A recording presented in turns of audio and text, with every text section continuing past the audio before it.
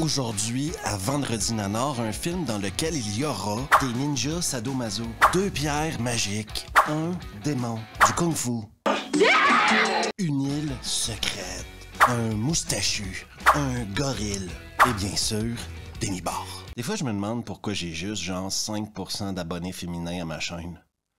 D'autres fois, quand je fais un film comme ça, je comprends.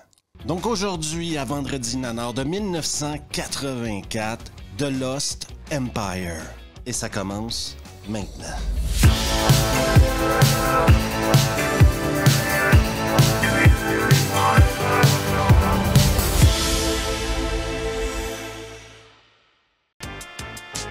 Le film commence par mettre son ton bien au clair. Une femme est en train de faire son shopping pour un collier.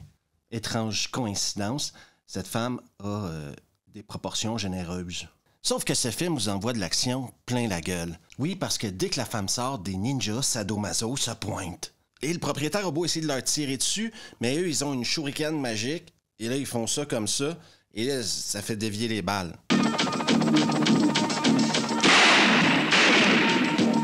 Le propriétaire, malheureusement pour lui, terminera sa vie avec une shuriken dans la tête. On se rend compte que les ninjas essayent de voler une pierre, oui, une pierre qui est dans un autre statue en pierre. Sauf que les flics se pointent et comme ils ont déjà gaspillé une shuriken, eh bien là, ils n'ont plus leur bouclier sur eux. Donc quand les flics leur tirent dessus, ça marche. Il y a des flics et il y a des héros. Remarquez ce geste héroïque afin de tuer un ninja sadomaso. Prenez en note également la pierre parce que ça revient plus loin dans le film. Après cette scène formidable d'introduction, on a le droit à une narration. Aucun nanar digne de ce nom n'a pas une narration en début de film. Je vous la simplifie. Il s'agit d'une ancienne civilisation qui aurait mis tout son pouvoir dans 2 pierres, les joyaux d'Avatar. Et comme vous pouvez l'imaginer, maintenant ce sera des gens qui veulent les pierres et des gens qui veulent pas qu'il y ait les pierres. C'est ça l'histoire du film. Les yeux d'Avatar, pierres chatoyantes qui possédaient leur propre vie. Dans une école primaire de banlieue, une attaque terroriste. Des terroristes vachement professionnels ont choisi une école secondaire de banlieue et, au loin, quelqu'un arrive en moto. Moto noire, casque noir, cuir noir. Qui peut bien être ce flic? Ils sont 3 là-dedans, des terroristes sans aucun doute. Ils détiennent une demi-douzaine de gosses apeurés. Vous pouvez rajouter à la liste de choses que je ne suis pas ces terroristes. Mais sincèrement, avec un canif, tu sais qu'il y a des flics avec des flingues d'or. Qu'est-ce que tu fous avec un canif? Je vais le découper en tranches, le Superman! La flic décide d'entrer dans l'école en moto. Bien pensé, mais je crois qu'elle avait pas prévu de freiner, quoi. Ça finit pas super bien, ça fait pas super pro.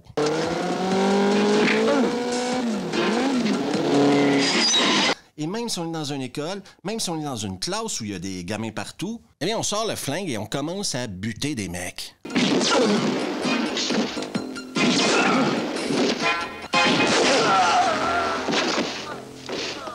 Et qui se cache derrière ce masque? Angel Wolf.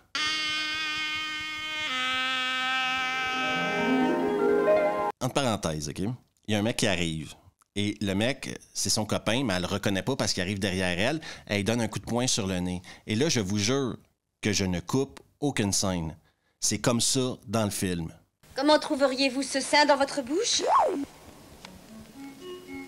En train de goûter à la moustache de son mec, elle va recevoir des nouvelles, oui, un coup de téléphone qui va lui apprendre que son frère est entre la vie et la mort. Par coïncidence, son frère, c'était le flic qu'on a vu au début du film. Donc, elle s'en va direct à l'hosto voir son frère. Et moi, je connais pas les protocoles entre frères et sœurs, mais regarder dans le décolleté de ta sœur, ça fait assez ordinaire. Oh, Rob, c'est moi, je suis là. Angèle, maman. Ouh.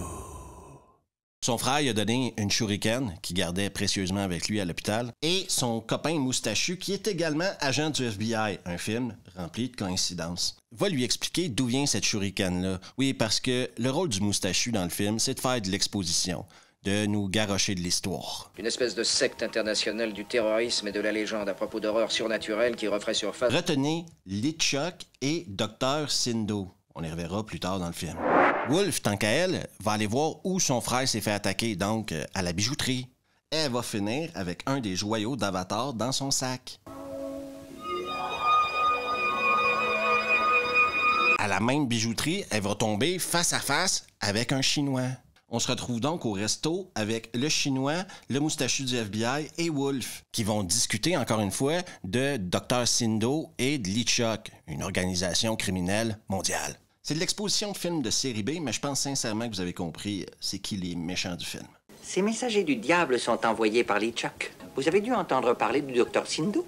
Après avoir appris la mort de son frère, oui, il est malheureusement décédé, elle va aller faire du fitness avec le moustachu du FBI, qui va lui apprendre que le Dr. Sindo organise une compétition de combat sur une île secrète. Hein? Ça, c'est du film. Parce que non seulement il va lui dire à propos de cette compétition-là, mais il va lui dire les règles de la compétition, et une des règles, c'est qu'ils prennent juste 3 filles à la fois. Donc, maintenant, Wolf doit trouver 2 coéquipières. Il vaut mieux que tu saches qu'ils n'acceptent les nouveaux que par groupe de 3. Ils veulent un trio. Oui, en quelque sorte. Salut, toi. Si comme moi, tu veux faire ta part afin d'enrayer la pénurie de soutien-gorge dans les films des années 80, alors la meilleure solution, c'est de t'abonner juste ici, de laisser un pouce bleu, d'activer les notifs, de partager la vidéo avec tes potes, afin que ce problème soit résolu le plus rapidement possible. On retourne maintenant à The Lost Empire. Et c'est maintenant l'heure pour Wolf de recruter ses comparses. Premier stop, elle va aller dans une réserve amérindienne. Elle va prendre une plume et jeter la plume dans le feu. Apparaîtra Raven Delacroix, Blanche Étoile.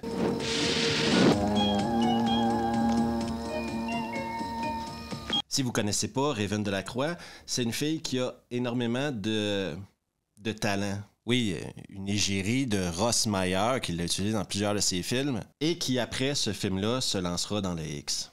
Et dans Lost Empire, elle va jouer une Amérindienne. En VF, ça se voit à peine, mais disons qu'en VO, c'est différent. Blanche Étoile. Qui d'autre espérais-tu, Tonto? Blanche et Wolf vont se retrouver dans un petit bistrot, question de casser la croûte, et vont rencontrer Jean Ducombe et son frère. Hey, tu penses à la même chose? J'ai d'excellentes raisons. Fiche le camp, Casanova. Et là, Wolf, elle va pas aimer se faire parler comme ça, bien sûr. Elle va donc péter son pare-brise. Blanche Étoile a des shurikens dans sa ceinture. Elle va donc crever ses pneus. Et ils vont foutre les mecs dans le coffre. Et les pneus à plat. Deuxième arrêt, afin de trouver la 3e comparse, la prison des femmes. Une prison des femmes où les uniformes ont vachement pas l'air pratiques, quoi. C'est interdit de se défendre avec un couteau ou un poignard. La gagnante aura la perte dans son service pendant 1 mois. Et soyons honnêtes, t'as des filles en bikini. T'as de la terre. Le réalisateur est pas con. Tu rajoutes un peu d'eau et ça te fait de la boue. D'après vous, il se passe quoi ensuite? Bien sûr, un combat de filles en bikini dans la boue. Enchaînés de manière de maître par le réalisateur, ils vont se retrouver dans les douches afin de la convaincre de se joindre à elle. Je pense sincèrement que le réalisateur a fait exprès de mettre des nibards dans ce film-là. Tu ferais un guerrier excellent, tu sais. T'as qu'à dire ça à mes échymoses. On a maintenant l'équipe au complet, Wolf, Blanche Étoile et Heather. Les 3 se retrouvent donc à Chinatown afin de s'inscrire au tournoi et ils feront une démonstration de leur kung-fu. Mais pas que. Elles vont faire une démonstration de leur magie aussi. Tout le monde se prépare à partir à l'arrêt au port et je vous présente Koro qui supervisera le groupe. N'ayez pas peur. Je suis Koro. Tu crois que ça inclut les vibromasseurs? Le moustachu du FBI vient porter Wolf à l'avion, mais regardez bien sa plaque. Wolf a oublié son sac sur le toit de la voiture du moustachu du FBI. Vous vous souvenez qu'un des 2 yeux d'Avatar est dans son sac. Oh, t'as vu celle-là, elle fait les aéroports. On arrive maintenant à l'île de Golgotha. Moitié fantasy, moitié science-fiction, je vous laisse juger. Bien sûr, pour les participantes, c'est maintenant le temps de passer une batterie de tests. Et non, elles ne passeront pas de mammographie. Avouez que tout ça a l'air vachement scientifique, OK?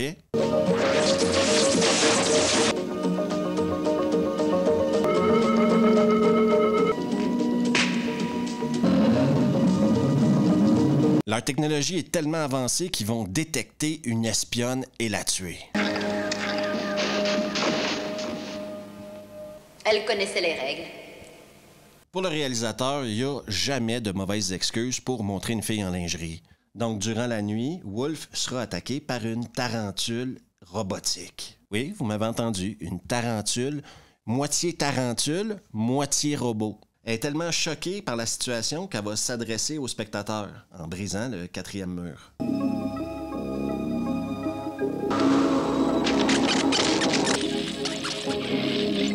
Je me demande quel est le salaud qui s'amuse à ça. On est en 1983 lors du tournage du film, et s'il y a une chose d'importante dans les films de combat des années 80, eh bien c'est les montages. Et ici, on a le droit à une prouesse technique de la part du réalisateur qui, grâce à des plans hyper dynamiques, nous démontre les prouesses athlétiques de toutes les participantes. Certaines langues de vipère nous diraient peut-être que le montage est juste là pour nous montrer des seins et des culs qui gigotent. Je pense que c'est important de laisser le réalisateur nous présenter sa vision du film. En tant que spectateur, on est sur une aventure et le réalisateur réussit très bien à la transposer.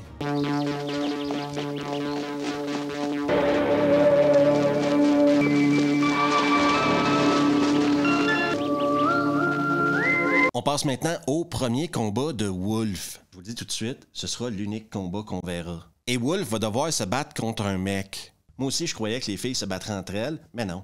Le mec aura même pas la chance de toucher à sa permanente, OK? Que Wolf va le tuer facile.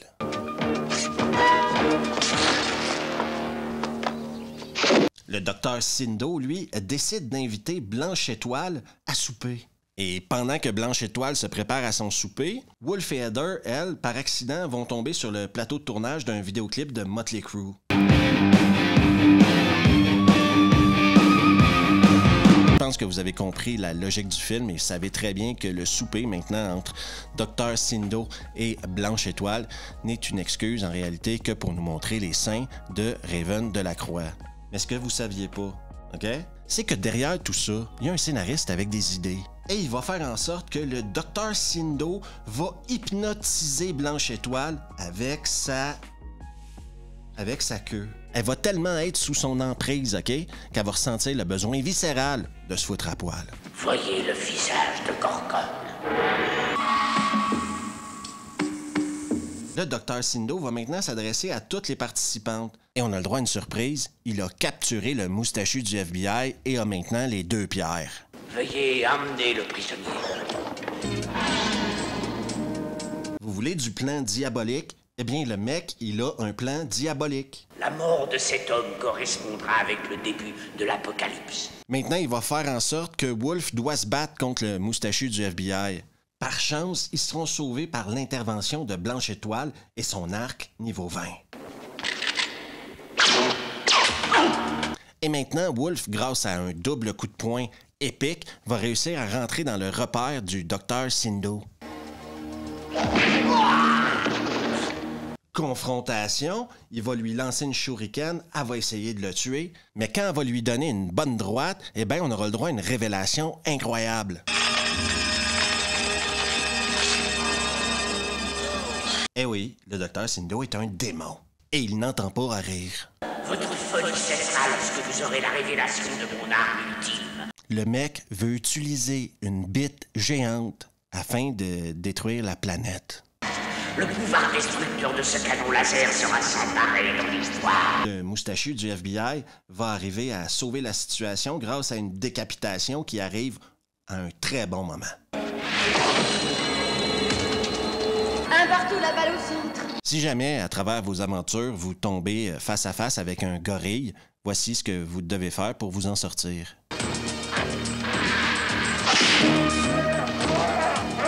Ensuite, il va se passer ça, OK? Mais je sais pas trop ce que ça veut dire.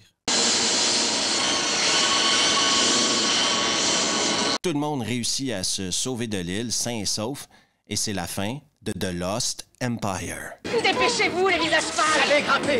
Il y a quelques mois, à Vendredi Nanar, j'ai fait le film Dead or Alive. Et c'était du très gros nanar. Laissez-moi vous dire un truc, OK? Si tu prends le scénario de Lost Empire et que tu prends le scénario de Dead or Alive, eh bien, The Lost Empire est un meilleur film. Et je vais aller plus loin en vous disant que si tu prends le scénario de Lost Empire, t'appelles ça Dead or Alive, et que tu y mets la technologie d'aujourd'hui, eh bien, Dead or Alive aurait jamais été à Vendredi Nanar, ça serait retrouvé à revue probablement. Parce que The Lost Empire, c'est clairement un film de série B et c'est clairement un nanar. Déjà, si tu choisis tes actrices selon leur bonnet, t'es dans le nanar. Ensuite, quand t'as pas d'argent pour faire un film, ça donne des scènes des fois un peu... Ouais, c'est ce que c'est quoi. Mais je fais une comparaison toujours avec Dead or Alive parce que c'est plus ou moins la même prémisse. Et dans Dead or Alive, c'était pourri. C'était juste pas bon. Le scénario était pourri, tout était mauvais, quoi. Réfléchissez à ça si vous n'avez pas vu la vidéo de Dead or Alive, allez la voir et réfléchissez à ce que je viens de dire. Je remets mon focus sur The Lost Empire et c'est un film de sexploitation du début des années 80. On fera pas semblant que c'est une grande œuvre d'art, c'est ce que c'est. Et t'as exactement ce que t'avais dans ces films-là à l'époque. Et je vous dirais que même le cover de VHS te ment. Ouais, parce que le cover de VHS a l'air d'un film de fantasy. Ceci n'est pas un film de fantasy. C'est un film de série B, sexploitation, du début des années 80. Avec les blagues pourries de ce genre de film-là, et avec les femmes pulpeuses de ce genre de film-là. C'est un mélange entre un film de Ross Meyer, selon moi, et un film d'Andy Sidaris. Ce qui fait en sorte que, pour moi, c'est un bon nanar. J'ai passé un bon moment à le regarder 2 fois. C'est un nanar que j'ai eu du plaisir à regarder. Parce que oui, les blagues sont connes, mais elles te font sourire quand même. Le ridicule de la situation fait en sorte que c'est drôle. Et c'est ça le secret d'un bon nanar.